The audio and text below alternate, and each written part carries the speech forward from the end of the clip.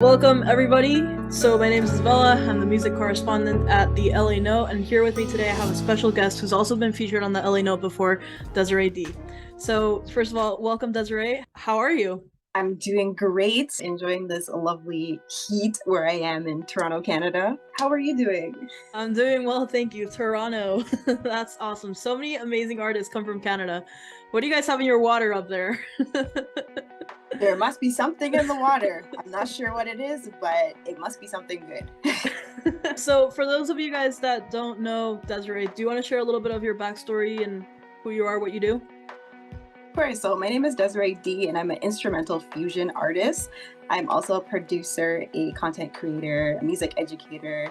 I wear many hats and I like to function in all those hats. I got started in music at the age of 6 years old, so I was a little small child. My dad is a musician and a singer, and he wanted one of his children to get into music. But not only that, they noticed from a young age that I had a natural music talent and they wanted to hone that and develop it.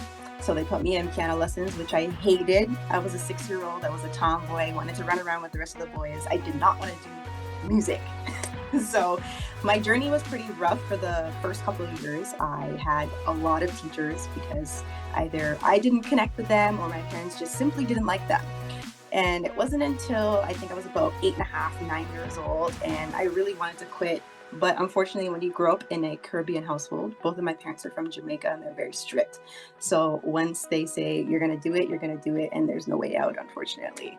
But I don't know, it was tough because I just wasn't connecting. And back in the 90s, there wasn't a lot of representation of Black people who taught music. So I guess that was the missing factor in that journey. And it wasn't until I finally was faced with somebody who looked like me.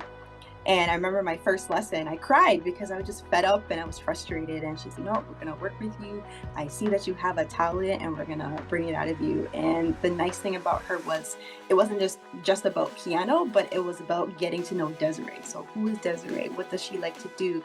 What does she do in school? What are her goals? What are her aspirations? And not only that, giving me opportunities to let my gift flourish. So letting me play as the parents came in for recitals and all of that, and letting me explore outside of classical music.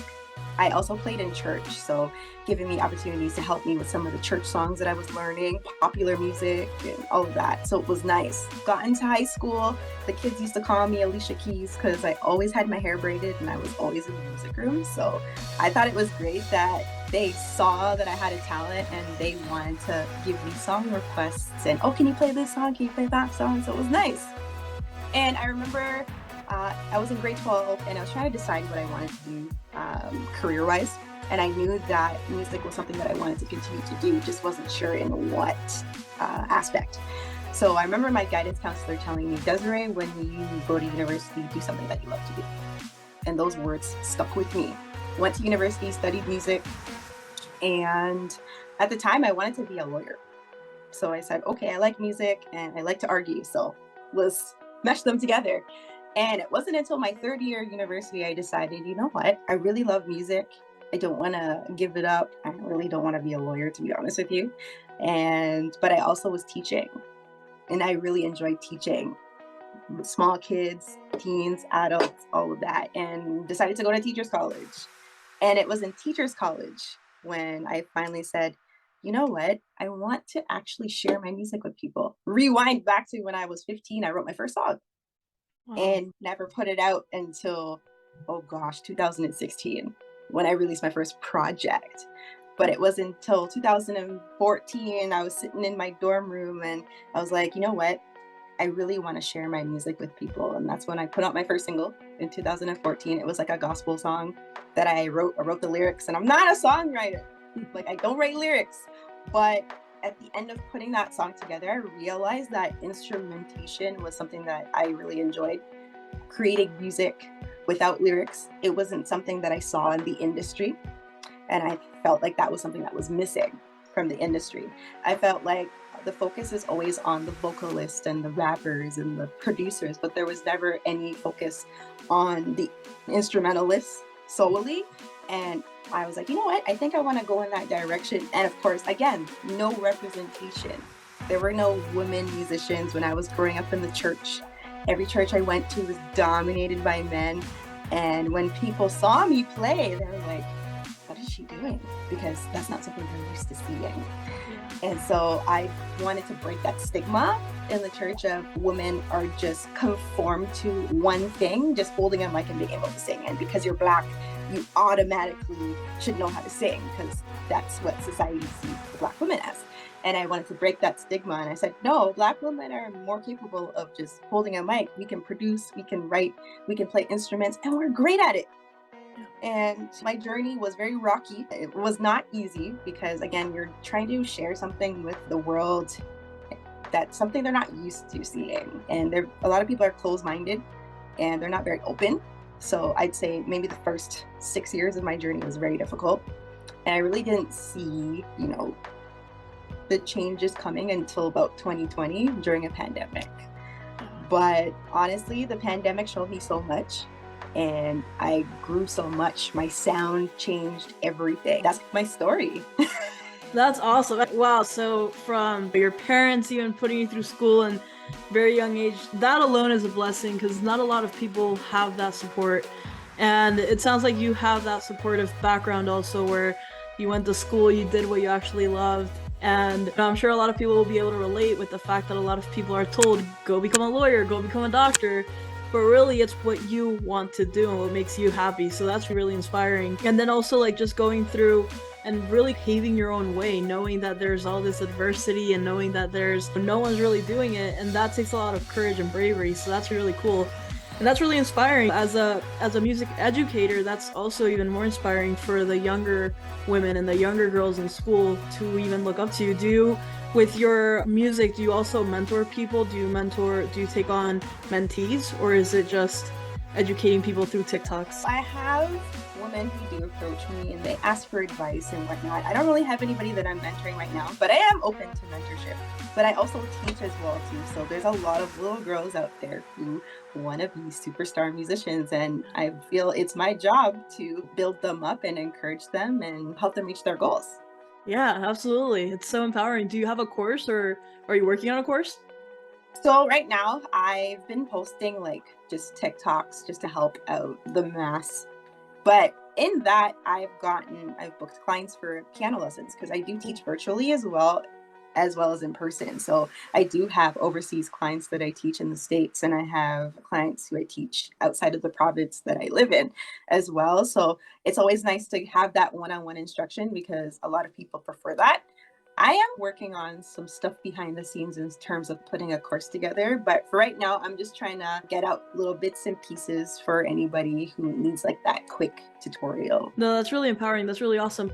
Just out of curiosity, whenever you knew that you wanted to really take a stand and play, you said piano, do you play other instruments as well?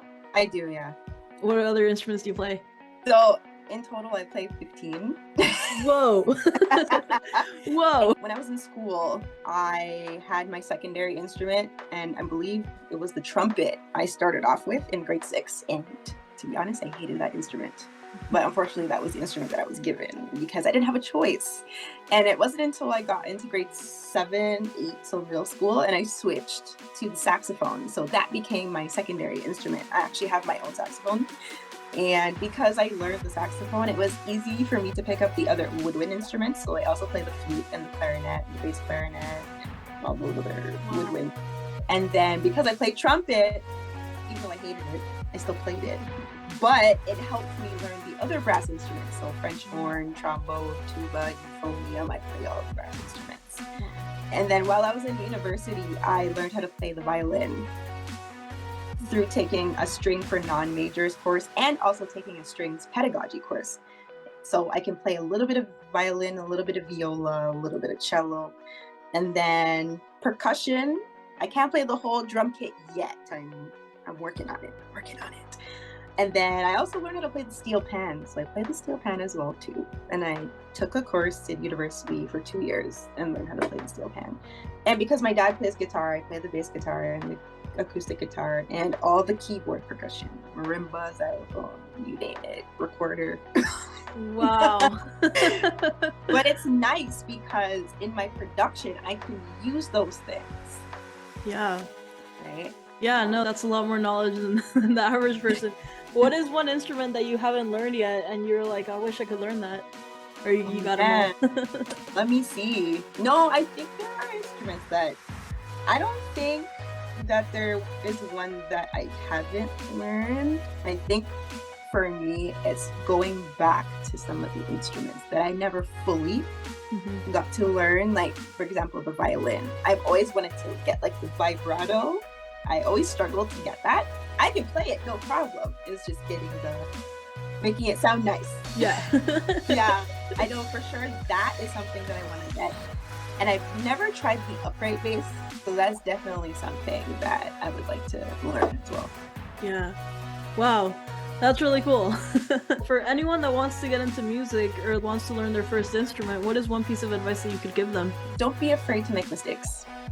I am a perfectionist by nature, and I used to get frustrated all the time when I would make mistakes. And it was a lesson that I had to learn over many years. And I'm still learning it in some aspects of my life, but definitely when it came to music, I feel like because classical music is so regimented and it's set in a certain way, and you have to be this perfect, everything has to sound perfect because I had to learn that. And then I was also a perfectionist by nature. Like when I made mistakes, I got frustrated. So after a while, and after going through university and learning how to play jazz, which is a lot more free and mistakes sound nice, I had to learn that it's okay. But I also knew that it was a trauma response as well too, because my parents were so hard on me growing up and I couldn't make mistakes. I wasn't allowed to. When I did, I got scolded for making mistakes. And it's funny how you realize these things when you get older, because I'm in my 30s now, and it's like all these things from my childhood come up, and it's also that's why I was that way. Got it. But if anybody's wanting to learn an instrument, it's okay to make mistakes. Like, I find mistakes to be beautiful, and sometimes you might play something wrong and it actually sounds really nice, because that happens to me all the time. But don't be afraid of failure. Sometimes we have to fail to be successful. So Yeah, absolutely. I agree with you. One of my favorite sayings is fail fast and fail forward. The faster you can fail, the faster you can get up and keep going. exactly. No, and that's really powerful. And when it comes down to it, sounds like you've really been through all the schooling, all the education to learn everything. But what do you think is like the one thing that really kept you going? And I'm assuming things definitely got challenging and you were just like, I want to quit. How did you not quit? You know what? I am a determined and ambitious person who's very tenacious and had to practice perseverance and persistence. And those are things that I guess I get from my mom and my dad, especially my mom. She goes after what she wants. She's a go-getter, regardless of the obstacles that are in her way. And I guess like growing up, I saw that. And for me, I believe in myself way too much to give up. And I think that's so key, especially in this industry. You have to believe in yourself, because if you don't believe in yourself, no one's going to believe in you. Yeah. And you have to understand that there's going to be struggles, and this journey is not perfect. And we're not perfect people, and we're never going to be perfect. But I just believe that if you don't go through things in life, then you don't grow. And growth is so important as an artist, as a musician. If you don't go through things, you're never going to learn and you're never going to grow. Wow, that is so important. How did you think that way? Because a lot of people, they're like, oh, learning this is not ideal, and then they just whine and complain. But how did you hone in your mindset to believe that you have to believe in yourself and all of that? I think it's just for me as a minority and as a woman, it's almost as if that's naturally ingrained in me because I look different from your average person. And it's this thing where I have to work harder than everybody else to get where I want to get to. I have to work harder than my Black counterpart male. I have to work harder than a white female. I have to work even harder than the white male. So I guess it's a thing that's engraved in our culture where we have to, by any means necessary, to have to do it. I'm not saying that there were moments where I'm not saying that I wanted to give up. There were times where I did want to give up. And there was one specific year in 2018 that I almost did quit music. And for me, that was because I wasn't really getting the support that I thought I deserved. And it's hard doing something new that no one doesn't really know about, and then not having the support and not being appreciated is even harder. But even in those moments that I wanted to give up, I had to remind myself why I'm doing it. And sometimes we fail to remember why, our why. It's so important to know your why. And if you don't know your why, then it's easier for you to give up, because then you don't really have a purpose for doing what you're doing. And I had to remember why am I doing this? Some people do it for the likes, some people do it for fame, some people do it for money. I don't do it for any of that. I do it because simply that's my purpose in life. And I believe that I was put on earth by God to fulfill a purpose, and this is my mandate. And for me, impact is the most important thing. I want to leave an impact. So when I do die, people are still talking about me, what I've done. I tell people all the time, Jesus had 12 followers, and he was able to impact each of those followers. So now they're still talking about Jesus. There's some people who may not believe in him, but they've heard his name before, right? Yeah. And you can make such an impact with a very small group of people. Yeah, I can have a million followers, but think about it. How many of those people are actually being impacted by what you're doing? Remember your why. I had to always remember, why am I doing this? Why am I doing what I'm doing? If there's no purpose and no intention behind what you're doing, I don't know what to tell you. Wow, that is so powerful, and I really do think that that's going to help people, especially people that feel like they're giving up. I know the world is crazy right now. I really do think that some people will resonate, and that's really powerful. That's really inspiring. What are some things that you're working on right now, or what are some projects or goals that you're working towards? So right now, I actually just released my first project in 6 years. Congratulations. Yeah, thank you. It's called Self. And right now, in the season of my life, I'm going through a season of healing and self-care, and really making myself a priority, because in the past I've been guilty of being codependent. I've been guilty of being a people pleaser. I've been guilty of neglecting myself and worrying about everybody else, putting everybody else on a pedestal and not putting myself on a pedestal. And this pandemic really made me face the music with a lot of things that I've gone through, whether that was in my childhood, so things from my childhood popping back up in my adult life, and really taking time to work and heal from those things and learn to navigate. And that's what this project was about: healing, self-care, making yourself a priority. And I wanted to just encourage people to be okay with who they are. So all the good parts and all the not so good parts. And just learning to be okay with the person that you are, but also making yourself a priority. So it's nice to be a giver and to be there for other people, but you shouldn't have to do that at the expense of yourself. Yeah. And I've had to do that. I've done that in the past, and I put out this project. It's primarily instrumental. There is one vocal collab on there, but from an instrumentalist perspective, these instrumentations represent my current process of healing and self-care. And then there's also a documentary. So I actually talk about certain things that I've gone through in my life, which is available on YouTube, so you can watch that as well too. Wow. And yeah, I That's recently amazing. hit one of my vision board goals. So one of my goals was to be on a Spotify editorial playlist. And not even in 1 week after I released this project, I made it on the editorial playlist for the first time ever in my career in 8 years. And I made it on the Fresh Finds Jazz playlist. And I'm actually the cover of the playlist. It's a blessing to be able to go into Spotify and see your face on the editorial playlist. So that was a huge goal of mine, and I'm so happy that I was able to achieve that through this project. That's so inspiring. That's really incredible. How can people support you with any upcoming projects that you have, or even the documentary that you just put out? So they can stream it, honestly.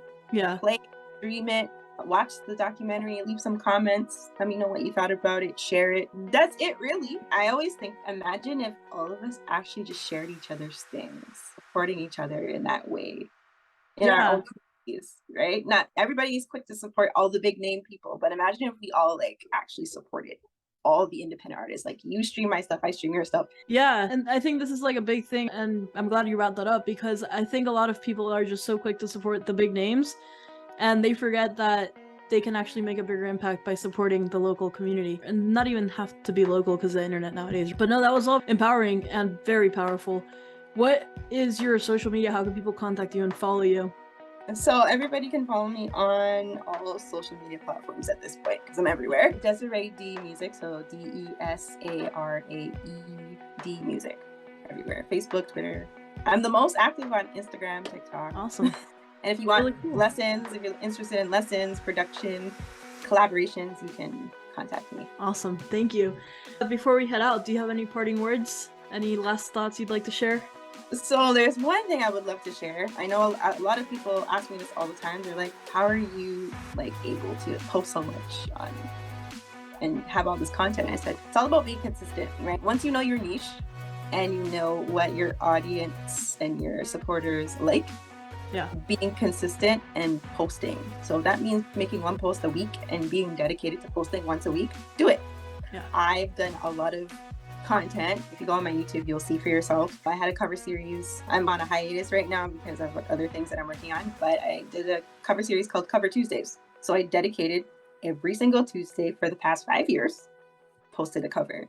And because I was consistent, I was able to be recognized by people in the industry. That's, I think, we talked so much about all the ups and downs and adversity and not giving up and stuff like that, but and also perseverance and determination. But I think that right there, you hit the nail on the head. Consistency is really what will help you overcome all of these things. That was such a powerful ending remark. Thank you so much, Desarae. No problem. Thanks for having me. Of course.